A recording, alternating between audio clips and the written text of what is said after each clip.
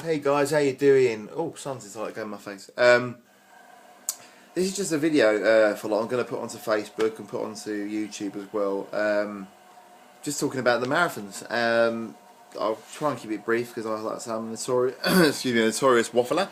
But I kind of want to just sort of say thank you to everyone that sponsored me. I promise I will thank you individually. I haven't forgotten you. I know some people I've texted and I've messaged on Facebook or whatever about something completely different. You probably sat there and gone, you know, cheeky git. Why didn't he say thanks for his donation? I kind of want to do something all together and thank you separately. Kind of because so many of you sponsored me, which I'm really grateful for. I kind of want to sort of just go for each person individually rather than do it, you know, person here, person there, because I'm going to forget who I say thank you to, and I don't want to miss anyone because obviously I really appreciate you know, everything that people's done in regards to my support for me and also donations to my charity. Going right back to the beginning when people like John McDermott, my old college tutor, and Louise as well, went to college with. You know, I haven't forgot you guys. I want to say thank you to, so I'm going to say thank you to everyone in sequence. But give me a few weeks to do it. It's just I've just started a new job. As if you're on Facebook and you're seeing this, and you might have seen from my videos, my statuses. I've just started a new job, so putting things in, doing thank you letters, and trying to push donations and stuff has been a absolute nightmare. So, which is I'm grateful for because I was out of work for 8 months, so I'm not going to complain. But I'm one of these people that can complain about work now because I've just got a job. So, yeah. So no, again, just to say thank you to everyone that's donated. I really, really appreciate it. To pass the £1,000 barrier is, you know, fantastic. I wasn't sure I was going to get there, I must admit. I know that I've still got some money to raise. So again, this is the other bit that's coming up, and I'm really sorry for saying it again. But for any of you guys that haven't sponsored me, please, please, please, please, please sponsor me. Anything, absolutely anything you've got, I'll be so grateful for. And it's not because of what I'm about to say in a minute, but it's mainly because obviously the charity needs it. It's not for me. I've done the event.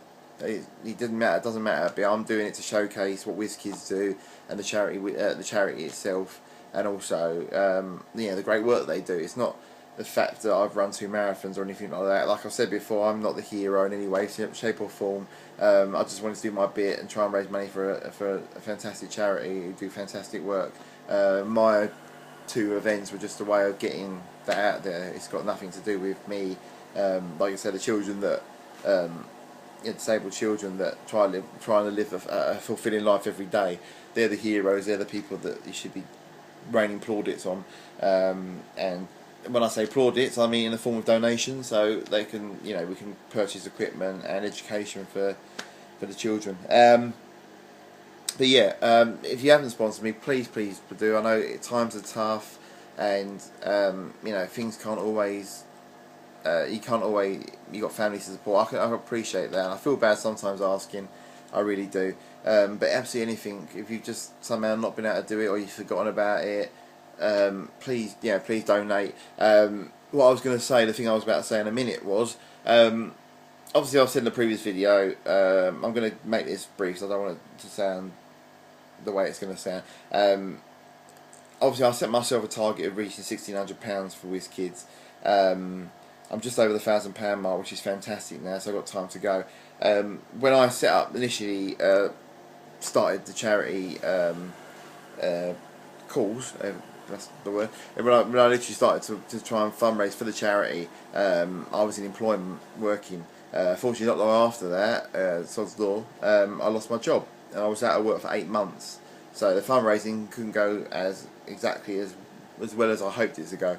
I couldn't really do half the things I set out to do because obviously, you know, finding a job and living my life, and when I say living my life, I mean paying bills and the basics, eating and drinking, needed to be corrected. It went on for a lot longer than I anticipated, right through Christmas. So I couldn't do the fundraising as much as I would have wanted to do, and it's something that I want to amend in the future. But don't worry, you know, I'm not going to jump on people for donations now for the next event I'm going to be doing, but because there is no event. But hopefully I'd like to do something else. you know, so just try and make amends for this one and actually do the fundraising stuff that I wanted to do. So I mean, at the end of the day, if I don't raise £1,600, I have to pay the rest myself. Which if I have to do, I have to do. I can't really worry about that. That's just unfortunately how things worked out. But I was kind of hoping that with all the Facebook friends I've got and all the friends outside of Facebook, the real friends, if we want to call them, the actual friends that we have contact with sometimes, you know, I thought I'd be able to make that, and I know there's lots of people that haven't donated, you know, and I'm not going to chastise everyone and say, why haven't you donated? Come on. If you know, obviously everyone's got different responsibilities. Some people might not want to sponsor me.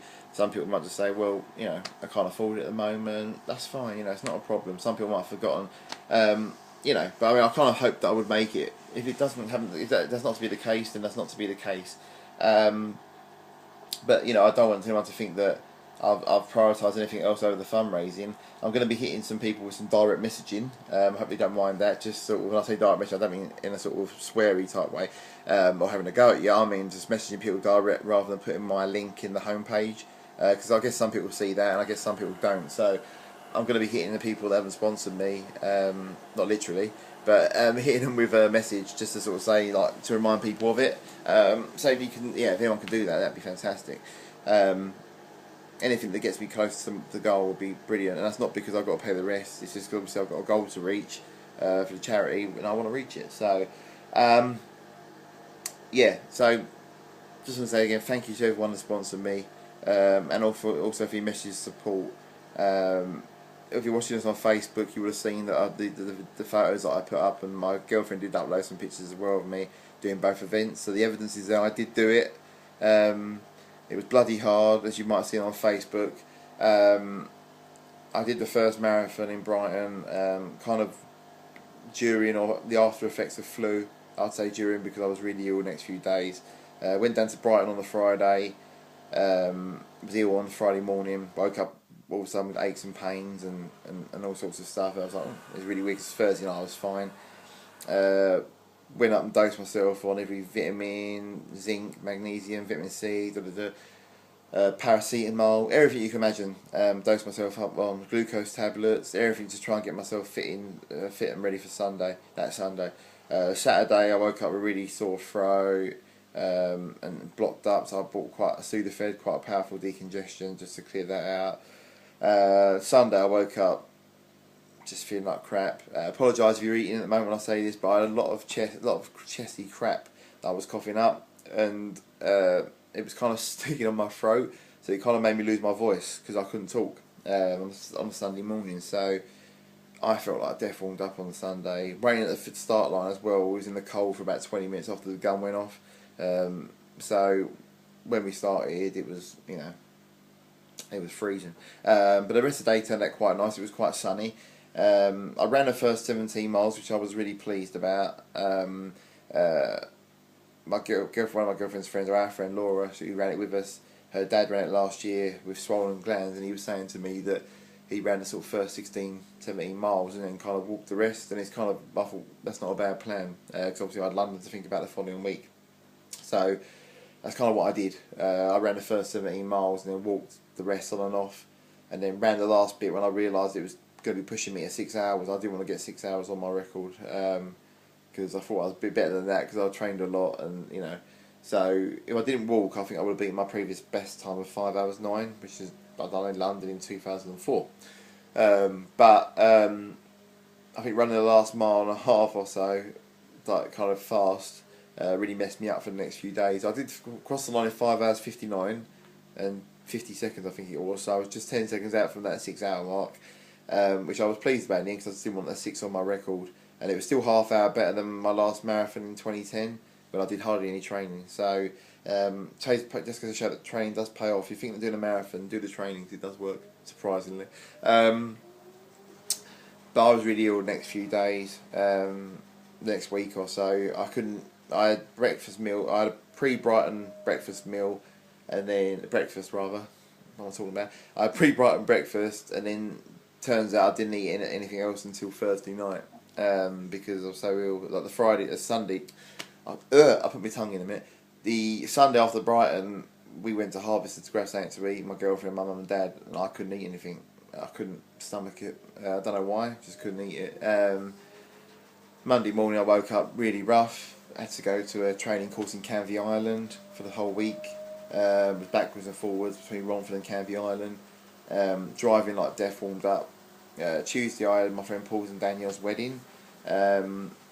Which I really apologise. I thought myself looked so like rough for. I was sat at the bar the whole night, not even drinking, just because I couldn't stand. I just felt so ill. Because my body's trying to fight the infection, also trying to fight the effects of obviously the marathon. And then yeah, so Tuesday was I just felt awful at the wedding. I was really pleased to see him get married, and I wanted to be there, but I kind of just couldn't really appreciate it as much. I must have looked like, to Daniel's friends and family and stuff, it must have looked like a right, what's the word, just miserable git, because I was just sitting there all night, and normally I like to get up and have a little dance. Those of you who have seen some pictures I've been tagged on Facebook recently, testament to that. I like to have a bit of a boogie sometimes.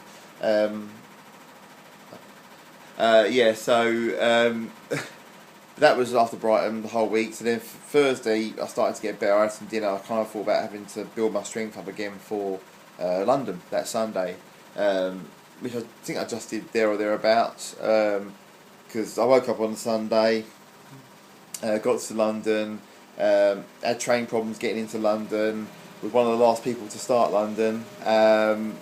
It turns out he got like till 10:30 to start the marathon. I ended up going through the gate after about 10:10. So, and I thought I was late, but apparently there was later people than me. So, got through it, managed to catch up with the rest of the pack, and yeah, ended up finishing that in 5 hours in 19 minutes, which I was really pleased about. And I makes you wonder if I wasn't ill the week before, and I still had sort of like I wasn't carb depleted or anything like that I would have maybe beaten my best time. My goal was to get under 5 hours, and it's just I think in Brighton I would have done that if I didn't walk most of the last third of the route. And in London I think I could have done it really as well, but it's just having the flu and also just doing 2 marathons I think just depleted me a little bit. But you know, to get both marathons under 6 hours I was quite pleased with, especially in London in 2010. I did it in 6.5, and that was only training for one event, so let alone 2. So because I haven't got under 5 hours, I'm thinking about the future. I'm thinking about doing another marathon. Don't worry about it. Like I said, for the you know, it might not be one that requires donations. Brighton I paid for myself this year entry, but it was obviously running 2 events was the sort of appeal thing for the charity. But Brighton I paid my own entry fee for that, so. So it might be one that raises funds. It might be just one for my own personal glory to try and get under 5 hours. But yeah, so I'm pleased it worked out. It went really well, and the good thing was Monday I was a little bit achy. I had my training here at my place where I'm working in Haynor now. Last Monday, no, Monday before that, and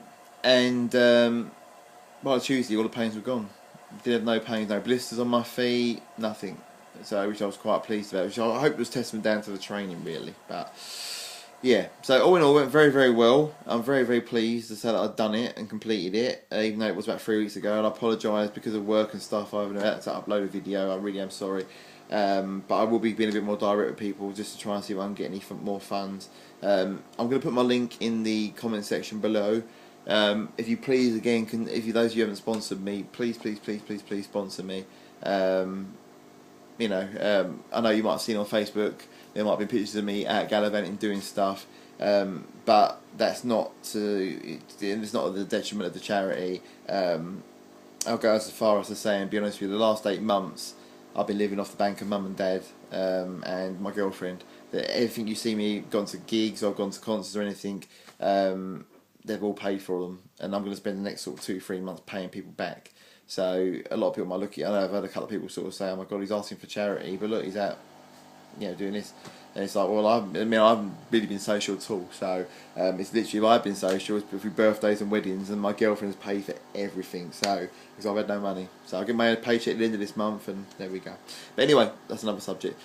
Charity link below. Please donate anything you possibly can. I'd really appreciate it. I know times are tough, and there's a lot of charity events coming up at the moment.